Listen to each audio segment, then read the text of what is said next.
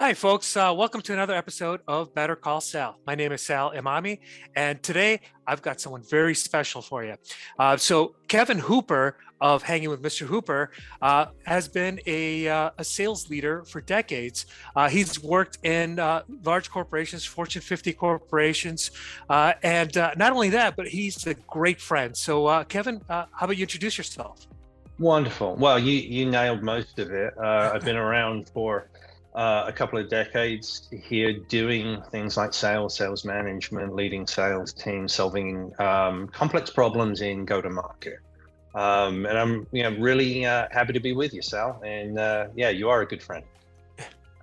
Thanks for jumping in and answering some questions around sales. So let's just jump in and talk about sales methodologies. There's a ton of different sales methodologies out there. There's NEAT, there's SNAP, MEDDIC, Challenger.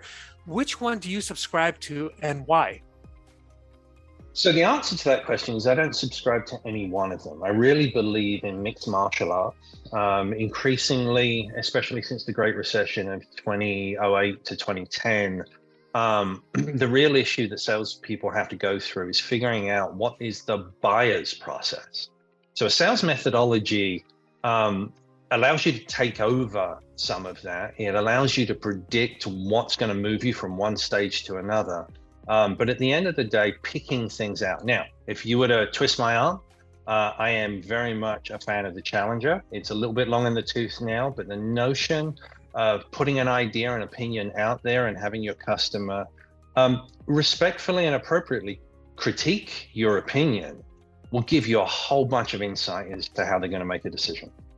Oh, I totally agree with you. I'm a huge fan of the Challenger methodology. And I love the fact that in the Challenger methodology, the Challenger salesperson is the one that's most successful. I just found that really fascinating. All right, so now let's say you are in a new sales org or a new company where the sales organization is immature or maybe even non-existent. What are some of the things that you look for to build that out? Well, first of all, you've got to understand what the ideal customer profile is. Where are you going to be most successful? If you mapped out the value proposition of what you have to sell to that ideal customer profile, because that's key. So that's the first thing. The second thing is you've got to hire one or two people that either you know personally or someone you trust knows that you can bring in and have the aptitude to grow into sales managers, or alternatively are a rainmaker type that will come in and help you to build that out, because you have to put some numbers on the board. You have to have some quick successes. You've got to build out a pipeline as quickly as you can and be successful. So those are the things that I'm looking for. Gotcha. Now let's flip that around. And let's say you move into a company with a very mature sales organization.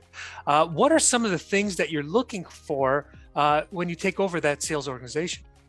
Well, and I want to be honest here. I've made some mistakes in the past. I've come in, been too arrogant, come in with my own ideas, potentially even brought in my own people.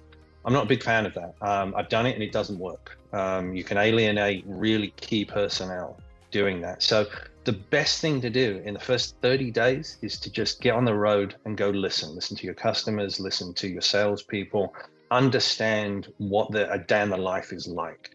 From there, they will dictate and show you what the right strategy is going forward. So listen to the team.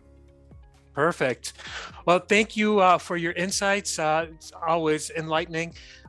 And folks, this is part one of a multi-part series. So we'll be talking to Mr. Hooper relatively soon. Tune in. Thanks for joining. Thank you.